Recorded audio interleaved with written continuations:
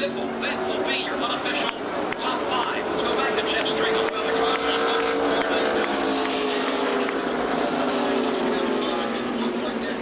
Upside down, Tony Stewart's.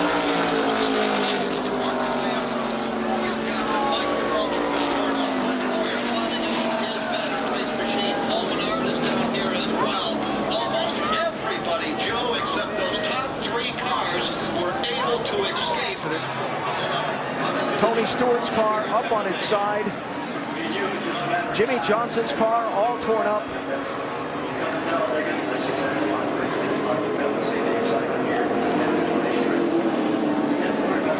And it's going to take a bit to sort out the actual finish of this one as Stewart climbs from his car.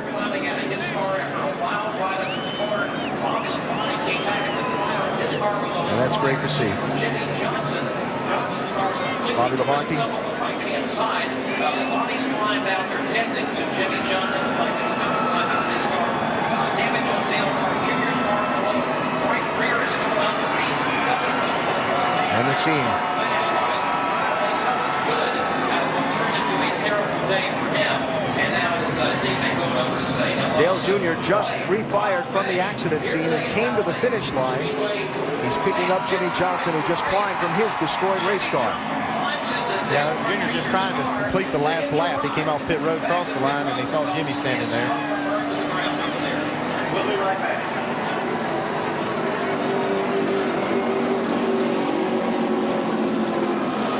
If that left rear tire doesn't come apart, not going to be good on Jimmy. Well, he'd be the first to know. Yeah, I know. Junior here on last lap. Chaos at Talladega Superspeedway. Matt Kenseth is the beneficiary of all the problems out there. Well, what a turn of events. First, show you who was in the lead at the moment the caution came out.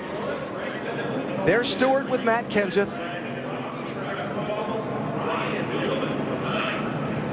And you see clearly Kenseth out in front as the caution light turns to yellow.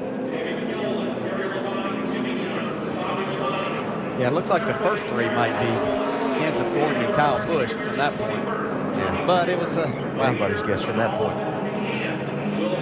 When it all started, Michael Waltrip had a huge run down on the bottom, getting pushed by Casey Mears.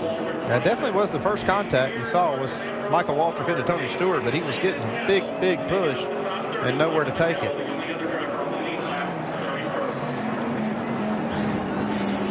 Well, here it is. Waltrip in the 55, Mears in the 13, Stewart in the 14. You can see Tony just a little bit late in making that move to get back down. Harvick and Kenseth on the outside had a run, so they were literally going to go by him on both sides. Watch the two. The championship leader somehow avoided getting really torn up in that.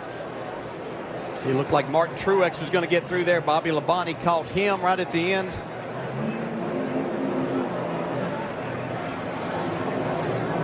They waited all day to do it, but it was big when it happened. Yes, sir. See Michael Waltrip just barely catching the left rear quarter panel of Kevin Harvick. Get him involved. Stewart's car upside down on top of Casey Kane's number 5.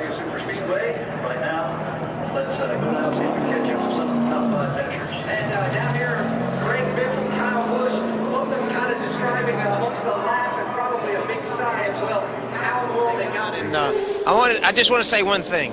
The fans are the only one that can do anything about this. No one else can. The drivers can't.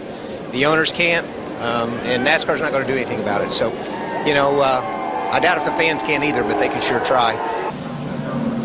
You know, the only thing they can do really is take the banks out of these places, and then it wouldn't be as exciting for the fans. And so that's why it's never going to happen. But when you have 230-mile-an-hour race cars running around at 185, this is what you're going to get. I don't care. The drivers can't control it. You can say they can, but we don't really have control over the situation, and we can't get anything done. And you know, the race cars today have outgrown these racetracks. They're 230-mile-an-hour vehicles, and you know, it's like riding around out there kiddie cars, you know, at 185. Some very